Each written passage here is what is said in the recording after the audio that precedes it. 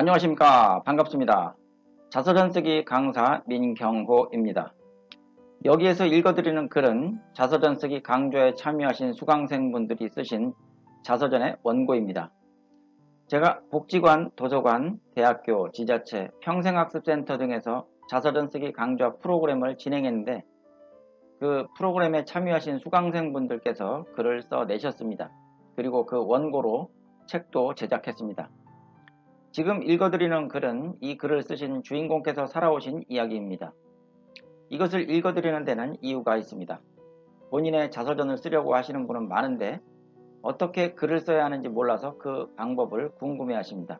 그래서 실제로 자서전 쓰기 강좌에 참여해서 글을 쓰신 분들의 글을 소개해드리면 많은 분들에게 참고가 될 것이라고 생각합니다. 다른 분들이 쓰신 자서전을 함께 읽어보시면서 여러분 자신의 자서전을 기획해 보시면 좋겠습니다. 아직까지 민선생 자서전 쓰기 TV 유튜브 채널 구독자가 아니신 분은 구독 버튼 눌러주시고요. 좋아요와 알림 설정도 부탁드립니다. 그러면 이제 자서전의 세계로 여러분을 안내합니다. 재미있게 시청하시기 바랍니다. 흔들리며 꽃은 핀다. 정영철. 이듬해 69년 3월 나는 칼 만드는 공장에 취직했다. 면도날과 칼집 만드는 일이다. 우리는 영등포에 살다 신림동으로 이사를 하였고 공장은 시흥이었다. 통근거리가 멀지 않아 좋았다. 서울 생활도 적응이 되었다. 그런데 회사 사정이 어렵다면서 갑자기 문을 닫았다.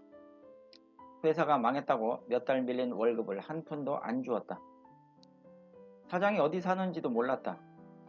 속수무책으로 터덜터덜 다시 직장을 찾으러 돌아다녔다. 하루를 놀면 하루를 굶어야 할 것처럼 집안 사정은 늘 어려웠다. 당장 내가 찾은 일은 막노동뿐이었다. 어떤 일이든 찾아서 했다. 나이 드신 어른들은 산 사람 입에 거미줄 치겠냐고 하지만 나태하게 보낼 수 있는 형편이 아니었다. 나는 이제 청년이다. 게으름을 떠는 성격도 못 되었다. 어떤 일이든 닥치는 대로 하다 보면 내게 맞는 일을 찾을 것이리라. 목수와 미장공 일을 따라다녔다.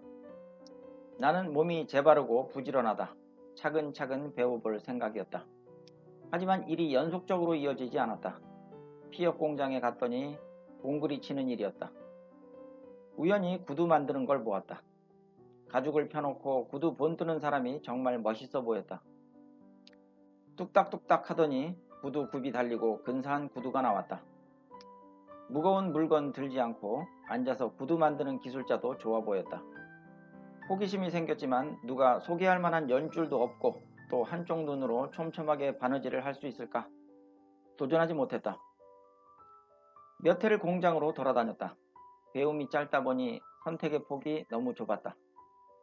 지속적인 월급을 받으면 기술 학원이라도 가볼 텐데 실직이 반복되니 생각조차 못했다. 이렇다 할 기술이 없으니 영세한 공장만 눈에 띄었다.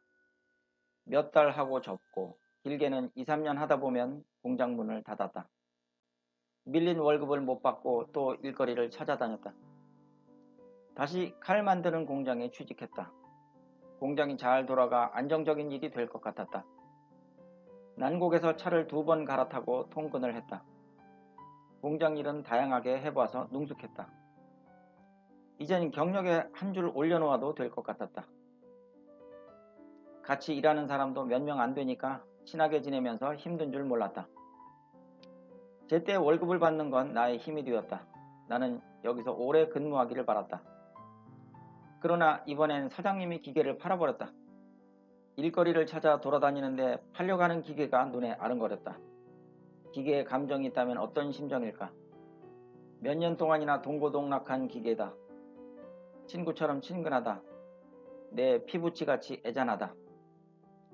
기계를 들여놓는 공장에선 사람이 필요하지 않을까? 나는 기계를 따라가겠다고 나섰다. 거리가 멀면 이사하면 된다. 서울에서 부천으로 이사를 했다. 기계를 따라 청천동으로 갔다. 나도 팔려가는 신세처럼 철학맞다 싶었는데 이 기계는 내가 잘 알지 않는가? 세상 일은 맘먹기에 따라 내가 주인이 될 수도 있는 거였다. 그때 선택은 참으로 현명했다. 자존감도 높아졌다. 좋은 사람들도 만났다. 다시 공장에 위기가 왔다. 공장의 위기는 곧 나를 실직자로 만들었다. 그럴 때면 나는 기술을 익히지 못한 걸 후회했다.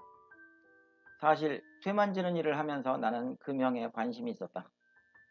하지만 치수를 재는 일에서 좌절했다. 길이나 두께의 단위를 몰랐고 한쪽 눈으로는 섬세한 일에 자신이 없었다. 장애는 자신감을 잃게 한다. 곁에서 격려해주면 힘이 생겼다. 이끌어주면 함께 갈 수 있는 길인데 각자 살기 바쁘다. 누구인들 주변을 돌본다는 건 쉬운 일이 아니었다. 나는 시력이 조금 부족함에 스스로 능력이 안 되는 사람이라 여겼다.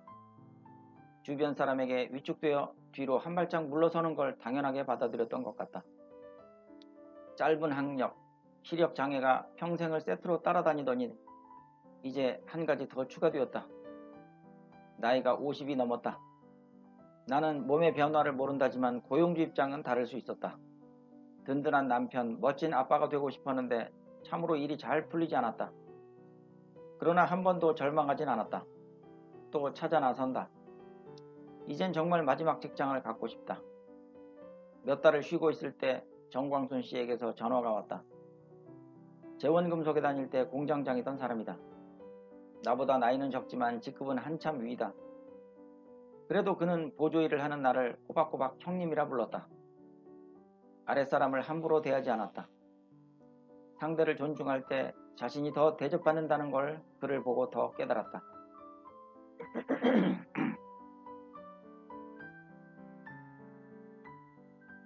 형님, 요즘 일 나가셔요? 일해보고 싶으면 한시열 씨를 한번 찾아가 봐요.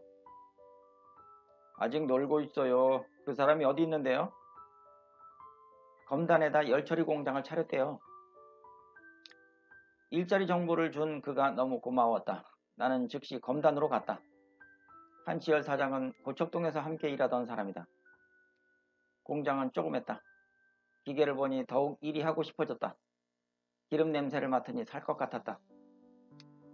공장 차렸다는 말을 듣고 왔어요. 나 일 좀 할 수 있을까? 그도 내가 온 이유를 뻔히 알고 있을 것 같아 단도직입적으로 말했다. 형님이 하신다면 좋죠. 외국애가 일하는데 마침 그만둔다고. 형님만 좋다면야. 근데 월급을 많이 못 드려요. 나는 아이들 학비가 문제라 한푼이 아쉽다. 사장도 내 사정을 뻔히 안다. 부천 송내동에서 출근하려면 교통이 좀 불편하지만 나는 부지런하다. 월급은 적어도 내가 일을 맡겨준 사장이 정말 고마웠다. 세일 열처리, 사장과 나 단 2명이다. 사장 아들이 나올 때도 있었다. 난 일은 내가 하고 사장이 야근을 했다. 그때 내 나이가 53이었다. 나는 최선을 다했다. 꽤 부리는 성격이 아니다. 문제는 낮 근무에 애로사항이 많았다. 거래처에서 사장 찾는 전화가 수시로 왔다. 물건에 대한 문의가 와도 내가 아는 것이 없다. 설령 아는 내용도 내 마음대로 답해줄 수는 없었다. 일을 할 만하면 맥이 끊겼다. 이건 회사로서도 큰 문제겠구나 싶었다. 회사가 잘 되어야 나도 일자리가 있는 게 아닌가. 나는 내가 야근을 하겠다고 자청했다. 밤낮이 바뀌자 몸의 리듬이 완전히 깨졌다. 몸이 천근만근이다. 아침 7시에 퇴근하고 버스를 2번 갈아타고 오는데 2시간이 걸렸다. 부랴부랴 와야 식구들 뒷모습만 보았다. 가족의 얼굴은 일요일에나 보았다. 애들에게 미안했지만 몇 년만 참자고 했다. 잠이 부족한 게 가장 고역이었다. 잘만 하면 밖이 시끄럽다. 계란이요 마늘이요 김치거리가 왔다고 트럭의 확성기 소리가 끊이지 않았다. 오후 4시쯤 딸랑딸랑 울리는 두부장수의 종소리가 내 자명종이었다. 고생은 각오했었다. 그런데 사장이 야식비를 주지 않았다. 낮에 점심을 먹는다면 당연히 야식도 필요한 게 아닌가. 몇 번 말을 했다. 사장은 가끔씩 라면 한 개를 놓고 갔다. 어처구니가 없었다. 밥까지 내 돈으로 사 먹을 수는 없었다. 그 시기에 나는 부도를 맞아 아주 어려운 때였다. 새벽에 퇴근하며 집으로 가는 길에 음식점 간판을 보면 정말 사 먹고 싶어도 그걸 못 사 먹고 참는다. 빵 한 개와 우유 사 먹기도 벅찼다. 내 수중에 돈이 없었다. 도시락을 몇 번 싸갖고 다녔지만 결국 손쉽게 한 끼를 때우는 건 라면밖에 없었다. 내 돈으로 라면을 한 상자씩 샀다. 맛있는 고기도 하루 이틀이다. 1년을 날마다 라면만 끓여 먹었더니 위장에서 반란을 일으켰다. 도시락 싸는 건 집사람을 힘들게 했으나 본격적으로 5년 넘게 도시락을 들고 다녔다. 야식비를 챙겨주기 시작한 건 6, 7년쯤 지나서였다. 가끔 이게 사람 사는 꼴인가 할 때도 있었다. 하지만 투정 부릴 수 있는 것도 내겐 사치였다. IMF까지 몰아쳐 내 발목을 잡는데 한몫했다. 회사가 문을 닫을까봐 오히려 걱정이었다. 월급이 밀려도 말을 못했다. 내 형편을 모를 리가 없는 사장을 믿었다. 그날은 장맛비가 억수로 쏟아졌다. 15년째 다닌 일터였지만 비가 퍼부는 밤에 혼자 있자니 무서웠다. 공장 뒤에 양수기 소리가 이상했다. 손전등을 들고 공장 뒤편으로 뛰었다. 쏟아지는 비에 우산살이 휘어지고 금세 옷이 젖었다. 양수기에 물이 감기게 생겼다. 나는 다급히 양수기의 스위치를 내렸다. 순간 온몸이 찌릿했다. 젖은 손을 타고 전기가 몸속으로 들어왔다. 정신을 가다듬고 곧바로 부천 성모병원으로 갔다. 하마터면 장기까지 손상될 뻔했다. 몇 달 진료를 받으며 근무는 했다. 15년 동안 나는 한 번도 결근한 적이 없었다. 성실은 나의 좌우명이다. 감전 후유증인지 외관상 나타난 건 없는데 건강이 너무 좋지 않았다. 그해 11월 나는 회사를 그만두었다. 내 인생 공장 생활에 종지부를 찍었다. 그때가 68세였다. 나는 15년 근무 앞에 무료라고 말한다. 30년 근속자도 많겠지만 내가 그렇게 말하는 이유는 아무도 없는 공장에서 오로지 혼자, 그것도 밤일만 했기 때문이다. 겨울은 일찍 어두워진다. 바람이 거세게 불면 낡은 문이 삐그덕거렸다. 눈보라가 치는 날에는 무서웠다. 아버지로서 남편으로서 나약한 모습을 보이지 않으려고 강한 척을 하며 버텼다. 남자도 춥고 외롭다.